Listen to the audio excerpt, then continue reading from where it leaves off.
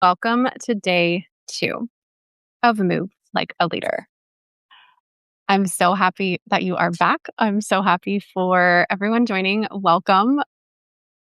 Feel free to pop in the chat. Let me know where you're tuning in from, anything that you took away from yesterday, what's bringing you back today. I'm so happy to have these conversations because the conversation we're going to have today and just throughout these 3 days, they're big conversations. That's why I'm like, I can't just put an Instagram post up about it or do a one-time training.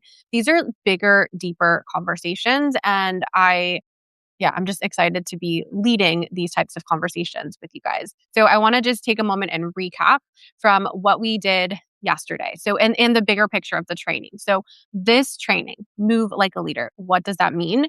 We are here to learn how to get out of our head and into actually bringing our ideas to life. I think so many of us have ideas that live on the notes app of our phone for content that we have not posted for program. I have programs, I have logos of programs in my Canva that I have never run but I had this idea and I didn't act on it. And not all ideas are meant to be acted on, but I think many of us are in this pattern of ideas that are underexpressed or unexpressed, of things that we're just spending a lot of time in our head thinking and overthinking, hesitating, and not getting into action, not bringing our ideas into life. There's just so many lives we live in our head, but we're here in our physical bodies. And so it's how do we take these ideas that we're thinking about, these ways we want to help people, these messages we want to get out into the world? How do we take these and bring them to life? That's what we're doing. And the reason we're struggling to do that is not because we haven't found the right idea yet. It's not because we're just not the person who is brave enough to put stuff out there. It's not because we need more certification. It's none of these things.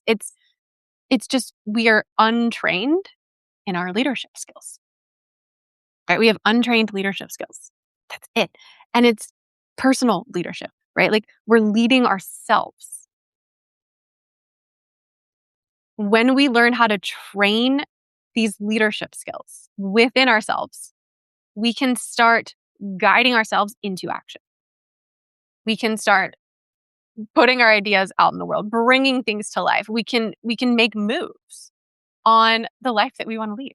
So I'm super excited for this. And I know that you guys are as well. I know this conversation is the conversation that needs to be had right now.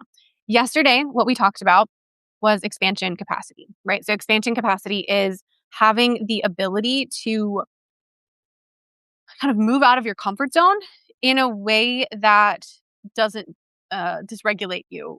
It's learning how to grow into the person who can hold all of the things that you need to hold to kind of lead at the level you want to lead at. Meaning, I think when we say we're not ready, right? We'll say oh, I'm not ready for that yet. The only part about that that's true is just some of these skills, right? The only thing about that that's true is we're not as trained in some of these skills. That is it, right? So, but you can train them. You can become more and more ready. And so that's what expansion capacity is. Expansion capacity is being able to manage your own resources so that you can grow and hold the big visions that you want, the life that you want. So you can grow without collapsing, so that you actually can get out of your comfort zone. That doesn't mean you're going to feel safe getting out of your comfort zone. It just means you trust yourself to handle the risks, right? It's you trust yourself to handle whatever happens. That's your expansion capacity. And that is something that's built, and that is such a beautiful thing to build. Now, today, we are talking about a different skill. And I want to just kind of play a skills guessing game. I'm going to illustrate the skill. I have 2 different stories, and I'm going to see if you can kind of guess what the skill is, or what you think I'm referring to when I'm sharing about this skill. Okay, so number 1 is first story. When I was leaving residency, I have this very vivid memory of I had like made the decision to leave residency and I was in Pittsburgh at the time. And it was like kind of Thanksgiving time. And so I went to Michigan and my grandparents are in Michigan and I had dinner with my grandparents. And I just remember, so like they knew that I had made this decision. They knew I had resigned from residency. They knew that I was, planning to leave. And this was like November 2018 and I was going to be leaving in February off to South Korea. So I didn't have the job yet, but that's kind of what was being planned. Um, and I remember sitting at dinner with my grandpa and my grandma, and my grandpa just looked at me and he's like, for someone who has made such a big life decision or who's going through such a transition and who has so many like unknowns, like you're so calm. I don't think he used the word grounded, but that's sort of what he was referring to is like you're very just like I don't know, maybe he expected me to be having like an emotional breakdown or he heard, oh, Chelsea's going to be leaving residency. And so maybe he, has these things in his mind that he's expecting like, oh man, she's unwell. She's like, but, and this is actually a message I got from a lot of different people where they were kind of looking at me almost like I expected you to be kind of a train wreck in this moment. Didn't say that, but I expected you to be a train wreck in this moment, but you look very like steady. You look very solid. You look sure. Like you look sure of yourself. And I think that was reassuring to a lot of people. I wasn't doing it to reassure them, but I feel like it was very surprising. They're like, you're kind of going through a huge upheaval, but you're kind of steady through this process. And like truly, I felt that. Like I wasn't just projecting that. I felt that. I felt this sense of like, I know this doesn't make sense to anyone, but I know it's right as well. Like, I know I have a sense of like, this is the correct path. I know this is the right thing to do. I'm going to go ahead and just act on it. And so I felt very centered. I felt centered. I felt clear-eyed. And I felt very unbothered. Like, it's almost like I could see other people's reactions as like a flurry. Like, but I wasn't in it. I could kind of observe other people's reactions. And that was really interesting. So that is one story of me demonstrating the skill. That's a version of the skill. So as I share that, it's like, what is that? What is that skill that I have? That I have built, that I'm training, that I continue to train? What is that skill? If you guys want to guess, go ahead and put your guesses in the chat. I'll take a look at it in a moment. Or I'm going to tell the other story too. But just like from that story, right? Like people are expecting me to be Hot Mess Express. People are expecting me to, I don't know, like I guess just be like looking around, not sure what to do. Like people are kind of expecting me to be in this state of doubt or confusion or I had a depression. I don't know. But I was just like really steady. And I was very clear. Like an attending looked at me and she was like, you look like the person I always knew was in there. I was like, damn, that's such a powerful thing to hear. So it's like, I'm just clear. I'm in it. I know what I'm doing. I'm not relying on other people. What is that skill? And what do you notice about that? You don't have to name the exact thing, but like, what is that? What is that skill? The next one, and this is kind of an interesting angle I'm going to take from it, but love novels with a female protagonist. So I was very into The Hunger Games. When it first came out, I just read it. I don't know how many times I read it, but quite a lot. I still braid my hair like Katniss and I do the Katniss braid. I dressed up like Katniss for Halloween, like very much resonate with very strong female protagonists. What do you know? And so anyways, that's just a little side note of, I want to just tell a story from The Hunger Games. So if any of you guys are familiar with that trilogy, and it's been a while since I've read it, so I don't know if I know all the facts anymore, but at some point, I think it was like second or third book, probably the third book. It is the third. Katniss kind of gets, we'll say, brainwashed. They take her and they have these things like tracker jacker venom, and they kind of use it. You can use it to like distort reality. And so they would they would kind of give her this tracker jacker stuff. And then I think they'd play clips of PETA, like her love interest and like the sweetest man, of him kind of being evil. And they would kind of implant these memories into her using this tracker jacker venom that would cause her to like she basically had all these false memories, and she had all these associations that she thought were true, but they were kind of implanted into her memory um, artificially. They were programmed into her. And then, for a while, she was first like in love with PETA, or wouldn't admit it, but was. Then she kind of gets implanted with these tracker jacks, and then she thinks he's the enemy, and so she is like, I think she's like attacking him, and she's like very hostile towards him, very threatening. And then there's like little moments where she starts to like have these kind of flashbacks to um her actual real memories. And it was like she kind of was like, "Oh wait, is this true or is that true? Oh shoot, I don't know." So like over time she starts to realize that like she's been programmed in this way, and that she has kind of these false memories, and which is crazy. That would just be a wild thing. But what happens is she no longer trusts her own memories or her own experience. And so there's this game that she plays with PETA that's called Real or Not Real, because she no longer knows.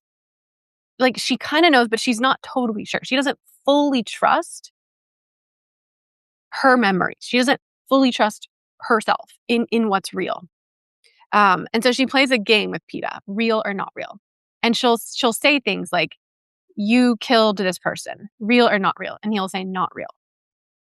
And she'll just like put different like testing statements out there, real or not real. And he'll have to tell her what's real or not real, because she doesn't know, right? Like, why does she have to ask that? Why does she have to ask someone else what is true? Like, what is her experience? Because she doesn't trust her own brain. She doesn't trust her own perceptions. Like, that's the big part, is she distrusts her perceptions because she has been programmed and implanted and kind of crazy things. But a lot of people that I work with, me as well, have this distrust for our own experiences. Maybe not in such an extreme way, but we kind of play this game, real or not real, with ourselves without realizing it. We're outsourcing our authority to someone else. We need someone else to tell us our experience is real, to believe it's real. And that goes deep. That goes back to childhood trauma stuff, and like not like that's a skill that children have to develop, is learning how to trust their own sensory experiences and like in this world. Like that's a deep thing, and not all of us were given that or trained that or have learned that. And so that's a sad, like that does like make me really sad, where it's like if your emotional reality was not validated growing up, if like you had an emotion and it wasn't immediately like, "Oh, you feel this way. That's tell me what that feels like. What is the experience you're having in your body?" "Oh, that's this emotion," right? So it's like if you weren't taught at a young age, or just ever, if you were never taught how to like, "Oh, I have these physiologic sensations. What do they mean? How do I make sense of them?" So like, of course, we're not trusting our own perception. And then we trust what other people tell us. So, for example, I'll have clients who would come to me and they would say like that they're very unhappy in their job. They are like, they're showing up and like just something feels off in their job, but like maybe they should just be grateful for where they are. Maybe they should just be grateful for what they're doing, right? And I call that like gratitude gaslighting themselves, where you're like, I mean, things are great. Like other people would kill for this job, so I just need to be grateful for where I am. Gratitude is a totally different thing than this. Like you can be grateful for where you are, and you can still acknowledge and trust there's this sensation I have that something is off. And that means something, right? I can't tell you how many times, like the thing I did during a coaching call was like, the reason you feel like something's off is because something is off. That is a sensation that you can trust, right? It's not because it happened one time. It continues to happen, right? Like you can trust your body. As a women, especially, we have been taught to distrust our bodies, in everyone in society is not really taught to value the signals from their bodies or the way they feel or the perceptions that they have. You kind of see something happening. This is what would happen to me in medicine. Like something would happen. Let's say we have like a 15-minute time window, and there's a patient who comes in and she has very like complex pelvic pain that has been worked up in so many different ways. And I'm like, I have 15 minutes to talk to her. Like one of the most common reasons people have pelvic pain is sexual trauma, like history of sexual assault trauma. How, like, it doesn't even make sense for me to come in here and talk about laparoscopy things that are not working and not finding anything when like that's the real thing. But I do not have any time in this 15 minutes to talk about that. And I remember talking about this with an attending, and then they're like, we can't really do that at this point. Like it's just a clinic visit. You just gotta kind of and just feeling the sense in my gut of like, that's not how you care for people. Not that I'm on like a moral high horse and I think I'm better at caring for people than an attending. It's just like they know, I know, like that is not good care. That's not what they need. That's not what this patient needs right now. And it's like I felt it, but I see other people dismissing it. So then I start to dismiss it, right? Because I don't trust my own feeling. Something else. When I first learned that people did 24-hour shifts in the hospital, I was like, that doesn't what? Who does that? That's a weird thing to do. That doesn't make sense. That shouldn't be allowed. Why is that a thing? Right? Like I question it. I feel like I'm appalled by it. That should not happen. And then little by little, as I go through training, I just accept that's just part of medicine. That's just the way it is.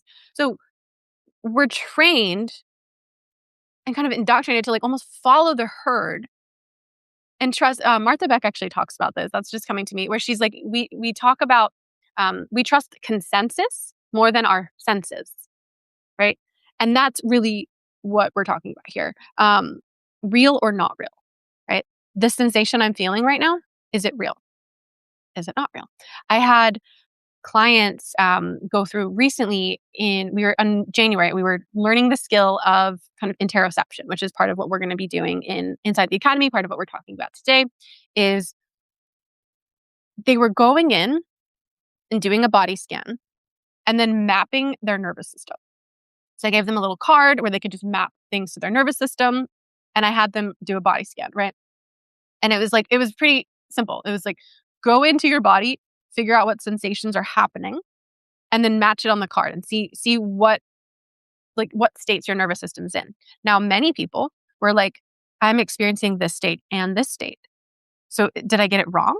Did I do it right? Did I do it right? Did I do it right? They're saying, is my own sensation, my own acknowledgement of my own experience, is that right? Is that correct? Right? We're looking to other people to tell us that what I felt is the right thing. And I'm not like, of course we're doing that because we've never learned to validate our own experience.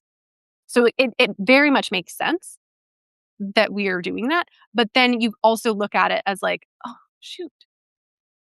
Who else would know what I'm feeling besides me? Like, I am the supreme authority on my own inner world and my own internal experience. Like, no one else can actually tell me that.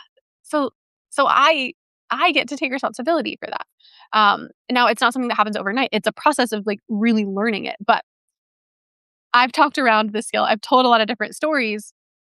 If you guys have any thoughts, I would love to hear like what you guys think this skill is, what is coming to you. But I'll just share what it is. So the skill, the thing I'm naming it, because each of these skills, they're very big picture skills. And I wanted to give them a name that like really encapsulates the heart of everything. And so for this particular skill, it's lucid discernment. Okay. So the skill that we're talking about today, skill number 2, lucid discernment. And so what is that? The way I'm defining it, it is the ability to trust your gnosis and allow it to evolve without destabilization. Okay, so there's a couple different things that I want to go into when I talk about the definition, but the big picture that I want you guys to understand is like lucid discernment is the skill that allows you to be centered in your truth. Capital T, truth, because it's your truth. To be centered in what's real and what's not real. It's like we have this guidance system within us. We have a truth-seeking mechanism within us, is the way I see it. We have this ability to detect truth within ourselves. And it's not just truth of our own experience. It's also, we can use our truth-seeking mechanism to detect like truth in the world, right? It's like you can know when someone's talking and when someone's saying things, like if that is real for you, if that is true for you. So I think of it like it's like have like a metal detector, right? Like you see the metal detector and people are like walking around with it. It's like the truth detector. It's like we kind of have that within us. We have a truth-seeking mechanism, a guidance system within us. And lucid discernment is when we are using that internal guidance system as our primo navigation. Right? We're using this internal guidance system to navigate everything, navigate life. Like that's the main guidance system that we're using. Lucid discernment. But there's a couple different pieces of the definition I want to go into because it's deeper than just like trust your intuition. It's deeper. So gnosis. I'd love to know if you guys have heard of this before. Gnosis. It's a Greek word that means knowledge. And it's not like intellectual knowledge. It's my understanding of it. I'm not like a Greek scholar. So my understanding is it's the knowledge of your own experience. Like your internal sense of knowing, your gnosis. And I just like love that word, your gnosis. It's like that thing within you that knows. It was Amanda Francis was like, I know it in my knower. Like it's like we have a knower. We have a knower, and it's just that, right? And so when the lucid, the reason I like the word lucid, because it's like clear-eyed. Clear-eyed meaning we're looking, we're open. So it's not just this like passive, um, like I know the truth when it comes to me. It's like we're persistently seeking the truth with clear eyes, with our eyes open. And that is not easy to do because of two main things. One, truth evolves over time. Truth changes. What is true for you in one moment is not going to continue to be true for you. So truth it's not as steadfast as we want it to be. And that kind of goes against our desire for stability, essentially, because it's like, or for predictability. We want things to be predictable. We like in our brain wants things to just, we want to be able to know. We want things to be black and white. We want things, it's right or wrong. It's this or that. And real truth is there are nuances. There are moments where it's true here and it's not true here. There's like contradictions within real truths. There's a lot of, it changes. Like it just changes. And so to really persistently seek the truth, you have to have this ability to learn new things without it destabilizing you. You have to allow the truth to evolve, because you could be living in a truth that was super true for you 5 years ago, but it is not true for you anymore. And so there's this evolution that occurs. So it's like the lucidness is like really being open and clear-eyed about it. And it's interesting because there's this part of our human psyche that just avoids truth. It's very odd. Um, but it happened. Like there's so many ways we're like deceiving ourselves, or like kind of willfully ignorant, or like ostrich in the sand, where like, oh, I don't want to check my bank accounts. I don't want to look at what I've been spending. I don't want to track my calories. Like there's a part of us, not that you need to do those things, but there's just like a part of us that wants to avoid reality, that wants to avoid truth. You're like, oh, I'm going to be over here and do something over here, but I'm not really looking. I think there's like a Bible something about that, where it's like your hand's over here and your mind isn't looking. So there's a part of us that like, and I don't know enough about that part yet, but I feel like that's an interesting thing I'm getting curious about, is like that part of our psyche that just avoids truth. And I think some reason, oh my goodness, one second. I need to,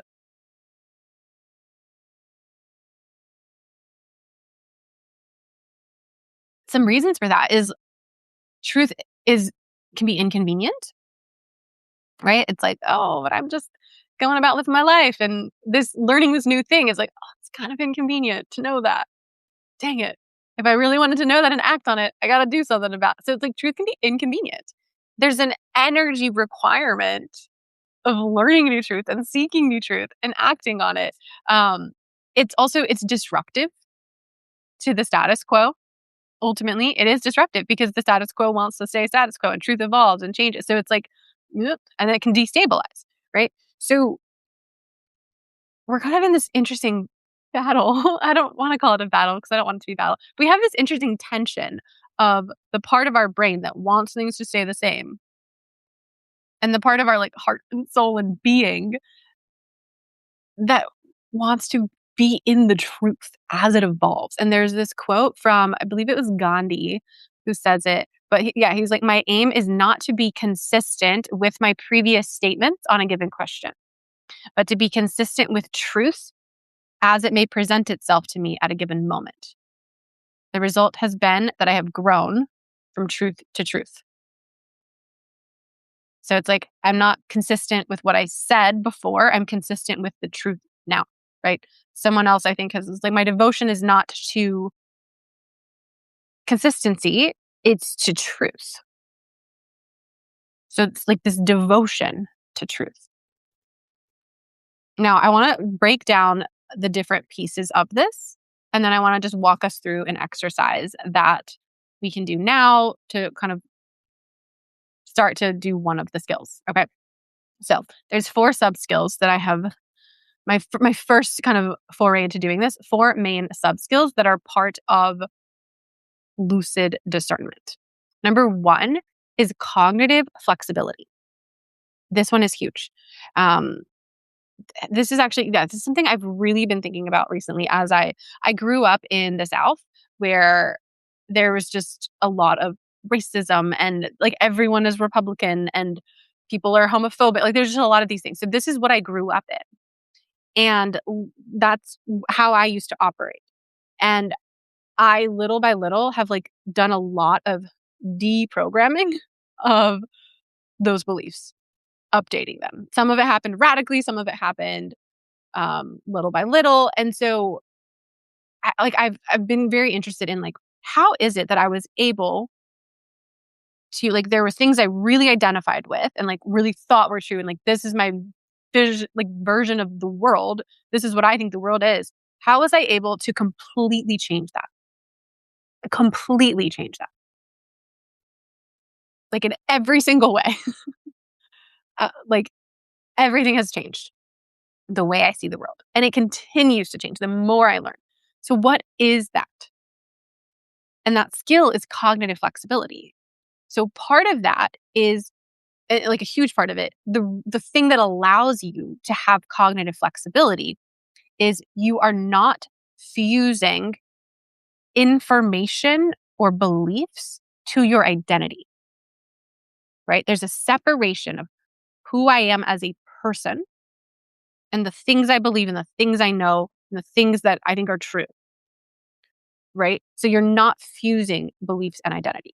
And that might sound simple, but that's a really powerful like decoupling process because that allows you to evolve your ideas and update your ideas without your ego collapsing because it's not who you are, right? That's why it's like, I'm a Republican or I'm a Democrat. Like, no, it's not who you are. So that's, I mean, even just in language, starting to take that out and just share like the things that your human believes in this moment is this, like, right? I believe in this type of government. Okay, that's very different than I'm a this.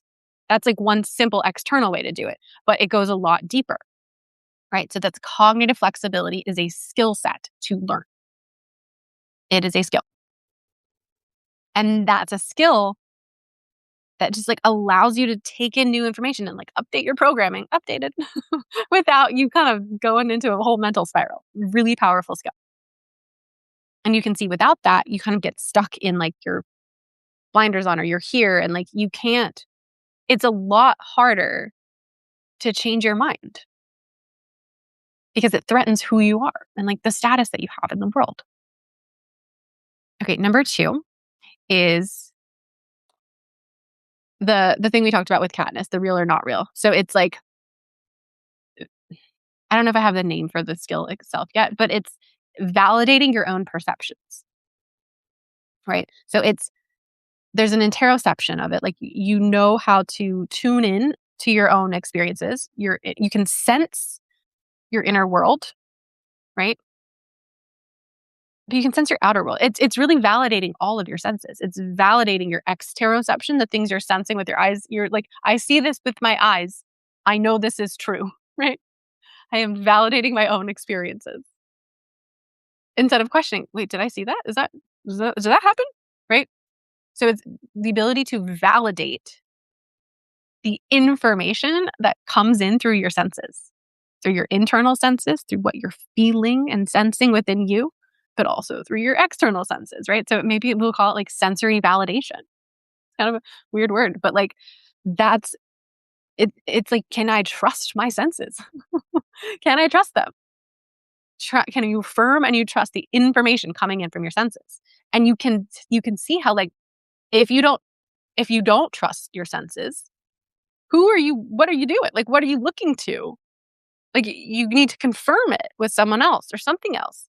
And and then that's so destabilizing. So it's like you can really see how like it kind of starts in this very like I don't know if like biological is the right word, but in this way where it's like if I don't trust the information coming in from my senses, I don't trust my own processing of that.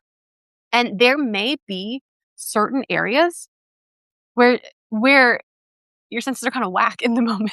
Like you can't, I don't know if you can't trust that is the word, but it's like there might be some ways that your body's reacting that like doesn't mean what you think it means because of the way your nervous system is trained. And so let me just try to explain that because that's kind of a crazy, well, it's a big topic. But it's like just the simple thing is because of your past experiences, your nervous system could view something as a threat that is not actually a threat. Like it could view a party as a threat because you've had a bad experience there. And so you're viewing that as a threat. And so your body's reacting as if it's a threat and your experience is real, but that doesn't mean the actual event is a threat. So it's really understanding like, but the thing that is true is my body's reacting in that way. And so we have to work with that. We have to kind of reprogram that. So that's a lot deeper than I was planning to go into today, but that validating your own sensory perceptions, really huge. Okay. The next one is so good. Oh my God. It's a Carl Rogers concept. So he was a humanistic psychologist and it's called, I didn't even know there was a name for this, but I was like asking, I was like, what is this? It's like this topic, it's this thing. Is there a term? Is there a psychological term for it? And I found this. It's internal locus of evaluation, right? So it's where an individual, I'm just going to read the definition because I think they nailed it. An individual measures their self-worth their decisions, their actions based on their own internal values, their own feelings, their own beliefs, rather than relying on external approval, societal, familial, societal, familiar, peer expectations, right? Internal locus of evaluation. You are in charge of the measuring stick. You're the metric creator. You're the metric creator. Like, you're the ultimate metric creator. That's what that is. You have an internal locus of evaluation. Think about that. How freaking freeing that is, right? Because what does that do? What does that do for you? You're not chasing anyone else's approval. You're not looking for validation from anyone else. You're just like, am I acting in a way that aligns with my values? Am I acting in accordance with, like, my standards, my more, like, you have your own internal locus to evaluate your behavior, to evaluate your actions, and you trust it because you also trust your sensory perception. So it's like all very much related. Oh, it's so freaking good. And this is a process, like, we build this, right? But, like, when you have your own internal locus, it you're not you're not comparing yourself to other people, you're not chasing algorithms, you're just not doing things from this way of, like, I need other people to give me anything, to validate my behavior, like, you're just doing what you know is right. You're living your path. It's so freaking freeing. Oh my God. You don't need approval to stay. Like, you're not just like in this, like, chase approval, chase the gold stars. It's so beautiful. So you create your own measuring book, metrics, yardsticks. You're the creator, right? There's no like mayor of worthiness. This is a concept I loved. I heard it in a podcast. Like, we feel like there's like a mayor of worthiness out there, and we're kind of acting in a way that's like, oh, is the mayor going to approve of me and, like, grant me the worthiness? And it's like, what even is that? This is something I teach my clients in every call. Like, basically every call we do, I have them say, tell me your wins. What are your wins? What are we celebrating? And your wins are things that you have done in your control that are moving you to the person that you want to be, the goals that you have set. What does that do? It validates and reinforces that they can have an internal locus of evaluation. It's training that internal locus, right? Because it's like, I set these goals, or I set this vision of who I want to become. I'm taking actions to do that. And that's the thing I celebrate. Internal locus of evaluation. And I can tell when clients are struggling with this is that they cannot bring me wins. They can't, I don't know what the wins are, because we have not created our own internal locus of evaluation. So freaking beautiful. Okay. And then another part of this is the fourth sub skill that we have is tolerance of ambiguity. Okay. That one, right? Tolerance of ambiguity. Not needing black or white answers. And part of this is because there's not, like, having your internal locus of evaluation helps with this tolerance of ambiguity, right? You don't need these black or white answers, because part of the locus, like, the reason we need the black or white, it's like it needs to be right or wrong. Like, we need kind of simplicity. There's something of, like, we get a sense of certainty, or like, oh, I'm on the right path if it's right or wrong, if it's yes or no. Like, we need it to be in this black or white. And then we rush to find certainty and guarantees because we need it to not be ambiguous anymore. Like, we need a sense of certainty to feel safe, as opposed to being able to tolerate ambiguity. And kind of the bigger thing we got to realize around this is like that's what life is. Life is ambiguity, like, it's all like trying. So it's hard, right? It is really hard. Oh my gosh. I have conversations with one of my friends who, like, we've talked about, like, the yin and the yang, and how it's like it all ends up coming back. Because even within the yin yang saying, there's like the one dot. I'm not going to explain this well, but basically, it's just there's a lot of gray areas. Um, and so trying to rush to these black or white answers, trying to get certainty is what leads to not being able to tolerate ambiguity. So these 4 sub skills, let me just go through the 4 sub skills again. Cognitive flexibility, sensory validation, like validating sensory perception, internal locus of evaluation, and then tolerance of ambiguity. So there's a lot of different words. That's why I have a whole framework where I'm going to teach you guys. But the bigger picture is you can see how these sub skills build up to create the big skill of lucid discernment, the skill of trusting your knower, the skill of being led by your own guidance system. I am clear-eyed. I am seeking truth. I am being led by my own guidance system. I mean, that's and Martha Beck says that too. It's like, know what you really know, do what you really feel is right. Like it's that. It's just like, I have my own guidance system and I'm leading myself from it. And without that, without you being able to act on and trust and move from your own guidance system, you can very easily like crowdsource information, right? Like you're crowdsourcing, like, is this right? Is this the right thing to do? What's the platform I should be on? What's the thing I should be doing? We're crowdsourcing. We're second guessing ourselves. There's also a lot of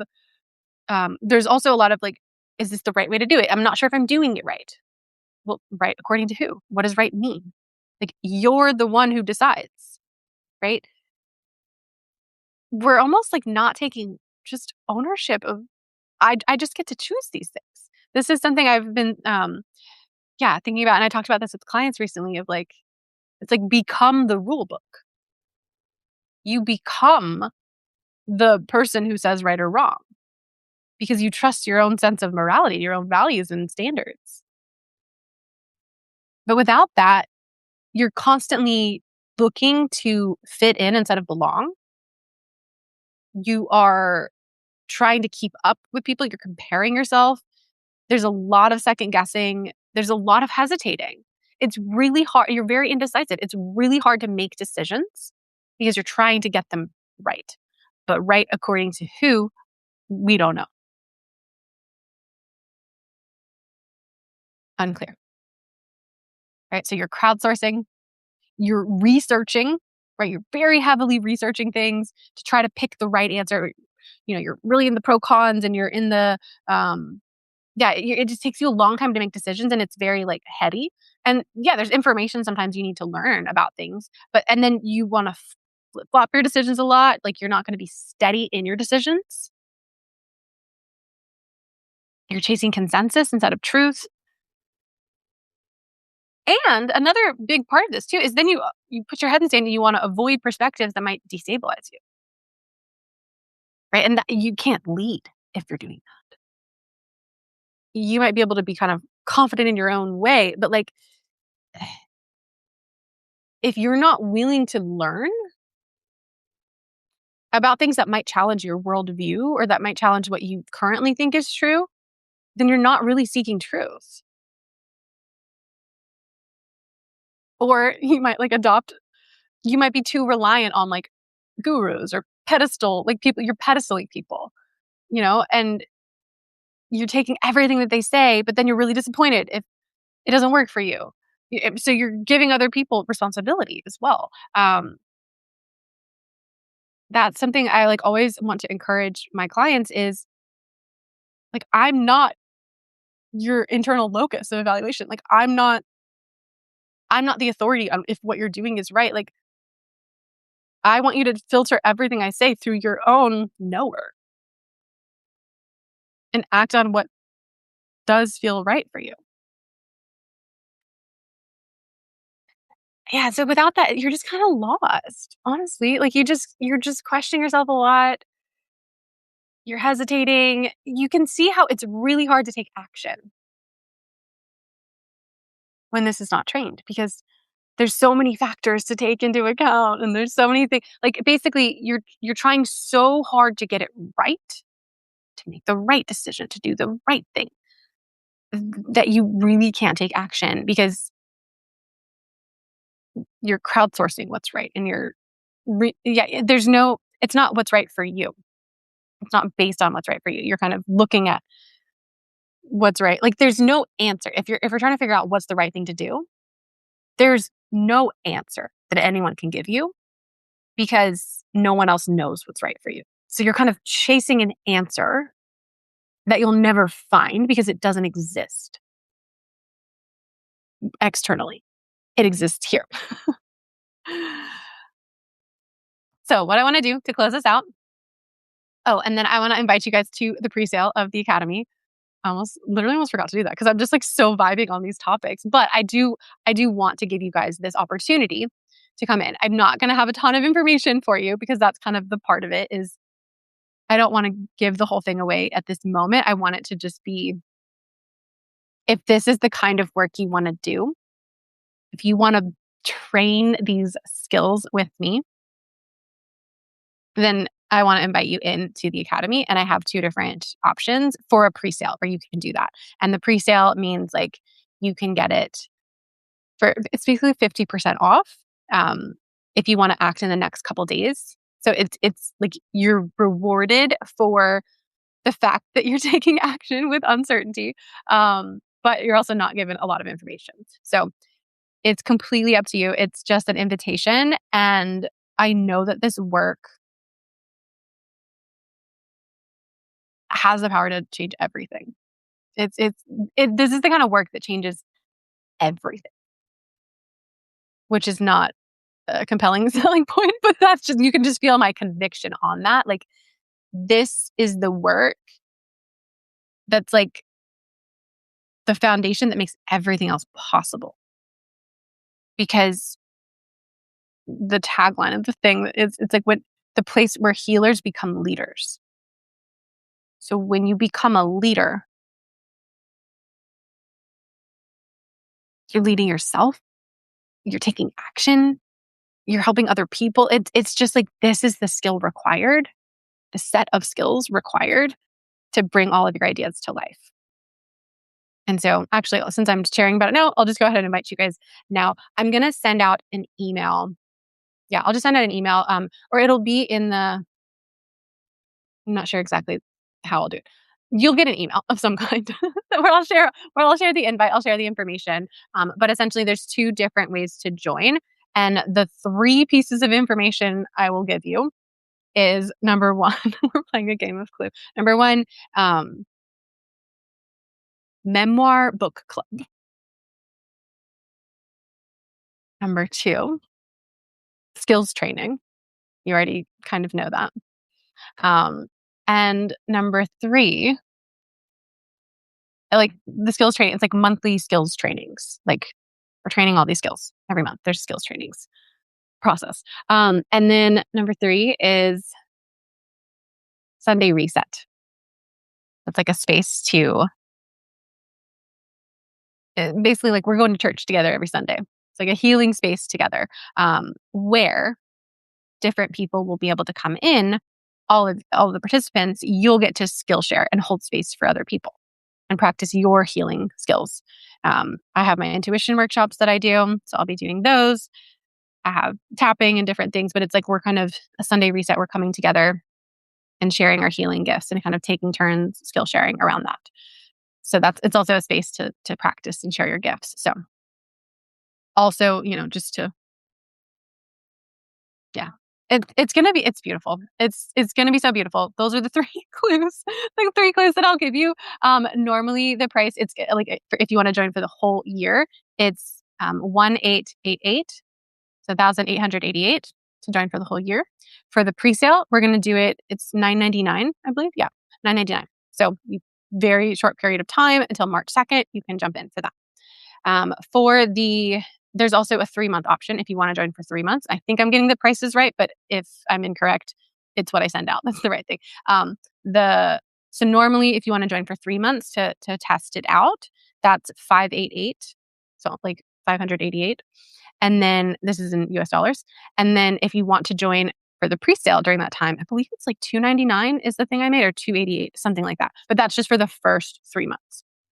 So if you want to jump in for the pre-sale, so between now and March 2nd, I'm going to send out those links. That's really all it is like, I'm just giving a link, you can jump in. The thing you'll also get is I'm going to give you immediate access to the identity upgrade bundle. So it's like a training that you can start now, because we're officially going to be starting April 5th for the academy. And then the doors open for the proper launch March 22nd. So that's when I'll be talking about it again, sharing about it again. But if you go ahead and do this, the things you get is you get an identity upgrade bundle, which is like a full like series of trainings on upgrading your identity, which is so good. And then you also get the price point. So that's kind of the vibe for the pre-sale. I will be sending out an email with that information as well. And then, let's just close out with a little body scan to see if we can attune to our senses, to see how we're doing. And actually, you can do it about when you think about joining the pre-sale, what does that do for you? So just take a moment, allow your eyes to close down, allow your attention to just turn inwards, letting yourself know, hey, there's nowhere else I need to be. There's nothing else I need to be doing. I'm safe right here. Like, this is the only place I need to be. Just kind of giving yourself permission to be present. I don't need to figure out my to-do list. I don't need to just spiral on anything, problem solve. You know what? I'm just allowed to be here. Permission to be here.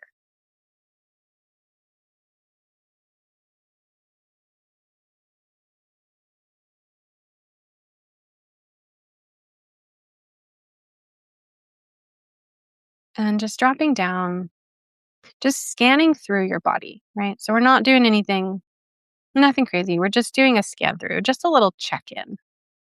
The way I think of it is like you meet up with a friend and you're like, "Hey, how are you? How are you doing?" And you want to know, like, what's going on for them? So you're just kind of doing that for yourself. Hey, you, how are you? What's new? Okay, pause. Oh, that's weird. Yeah. What's what's happening for you? You're just taking note of any body experiences. I feel kind of hunger right now. I'm going to eat breakfast after this, so I feel a sense of how do I describe the hunger? It's like a little bit of like nausea, empty stomach. It's kind of like an interesting, uncomfortable stomach feeling. um, yeah. What else do I have? I have a little bit of a cold, so like I just kind of feel some drainage happening in my throat, just to give you guys a sense of how I'm doing this. Um, and then I have like a tag sticking in my side that I just noticed. So kind of a weird clothing thing that's happening. And then I think my legs are numb. 'Cause I've been crossing, sitting on them. So you're just like noticing, right? It's nothing crazy. You're just like, hey, what are the haps in the body? Tuning in. When I have my clients start doing this, I just have them start by um, at first just finding three, right? You kind of just like a little scavenger hunt into your body. Can I find three physical sensations? That's it. Like, it doesn't have to be emotions. It's just like, what are three physical sensations I notice? And you just write them down, because there's something about writing it down that helps you to validate it. You're like, oh, that's real because you wrote it down. And so you just take note and you write it down. And then I also just paying attention to, did that feel difficult? Did it feel like, I don't know what I'm feeling? And because I had, like I told you, my clients who would come in and they're like, but is that what I was experiencing? Because I felt this and this. And does that make sense? And so it's like, just notice if there's any part of you that's questioning, is this real? Like, is this what I'm experiencing? Am I tired? But I shouldn't be tired because I slept. So it's like, you notice like when we go into a story that questions it, or maybe we go into a story that judges it, And so that it's just that, like, that's one part of it. It's a really simple place to start with developing this lucid discernment. It's essentially what that does is like you're saying, I'm willing to see the truth of my body in this moment. Come on, buddy. Cuéntame. What is the truth? What you got for me? And then you just let it tell you the truth in that moment, and that's it. And it's really simple, and sometimes it is hard because when I'm doing my headspace meditation. I'm on like a 21-day streak. We're doing great. And there's times when it's like I'm in the body and I'm like, what's happening? I hate this feeling. I don't know what this is. And I don't love it. But then I'm like, you know what? I'm gonna stop trying to judge it and I'm gonna just be with it. That's a Tara Brach thing I love when she's like, what's happening inside of me? And can I be with it? Ah, so good. And so this is part of the work. It's the beginning, right? And the way we build skills, little by little. We just I have an actual whole process for building skills, which is so fun. We've been practicing it already inside the sanctuary, where my clients are currently doing this kind of work. And it's yeah, like I feel like I am good at breaking that kind of stuff down, like how to build skills. Um, it's a skill to build skills, a skill to teach skills. So everything is skills. Oh my gosh, just like everything is milk. You know, like how did yeah, everything is milk and everything is skills. We've hit the loopy point of my morning where I actually do really need to I need to head out. But I will just say thank you so much for joining me. And I hope you guys appreciated this training. Day 2 was like a leader pre-sale. Your invitation's coming in the mail after I get my breakfast and stabilize myself. But if you do have any questions about if it's right for you, I'm not going to give a ton more information, but if you just want to ask me like, "Hey, this is where I'm at. This is what I'm struggling with. Do you think it'll help with this?" I'm happy to connect with you and chat with you about that. But yes, I would love for you to join us and yeah, be part of this new academy that we're creating and be on the ground floor, the founder round. Oh, so beautiful. All right, my loves. I will see you tomorrow, same time, same place. And then after our thing tomorrow, I'm going off on a beautiful nature weekend where I'm decompressing for the whole weekend. We're doing a no social media. I'm going with a friend and we're like taking away social media the entire weekend. And we're just gonna like journal in nature. It's gonna be great. May you have friends like that. All right, my loves. That's all I got for you. Mwah.